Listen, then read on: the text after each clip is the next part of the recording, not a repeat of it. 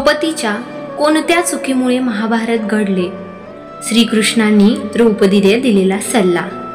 स्त्री असो वा पुरुष बोलताना शब्द जपून वापरावेत, नाहीतर किती मोठा अनर्थ घडू शकतो हे महाभारताच्या या उदाहरणावरूनच लक्षात येईल. महाभारताचं युद्ध 18 दिवस चालले. याचा द्रौपदीला खूप त्रास झाला. शरीराने व मनाने ती खूप खंगली होती. वयस्कर दिसत होती. हस्तिनापुरात सर्व दूर विधवा दिसत होत्या. अनाथ मुले इकडे तिकडे फिरत होती.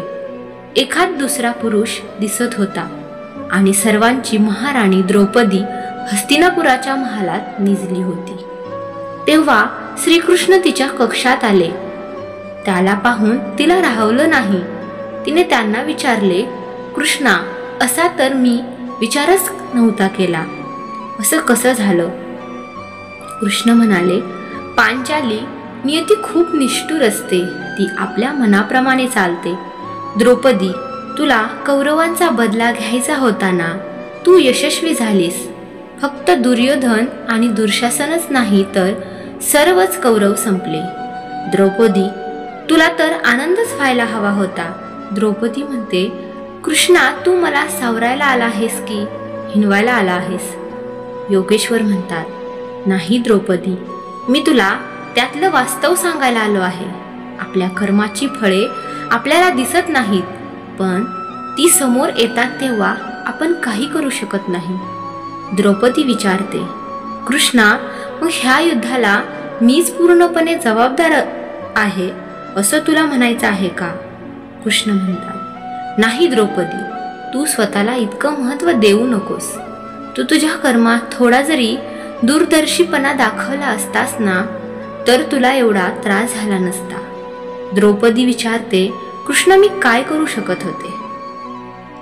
कृष्ण म्हणतो, तुझ्या स्वयंवराच्या वेळी तू कर्णाचा अपमान करायला नको होतास. त्यानंतर कुंतीने तुला 5 पांडवांची पत्नी होण्याचा आदेश दिला. त्याचा तू स्वीकार केला नसतास तर परिणाम काही वेगळे झाले असते. आणि त्यानंतर तू तुझ्या महालात दुर्योधनाच्या वर्मावर घाव घालणारं वाक्य बोललीस.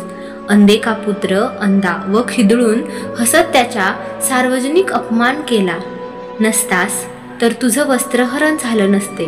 कदाचित त्यावेळी ही परिस्थिती वेगळी असती. आपले शब्दच आपले कर्म बनवतात. आपण आपला प्रत्येक शब्द विचार करून बोलायला हवा, नाही तर त्याचे दुष्परिणाम फक्त स्वतःलाच नाही तर आपल्या पूर्ण परिवाराला भोगावे लागतात.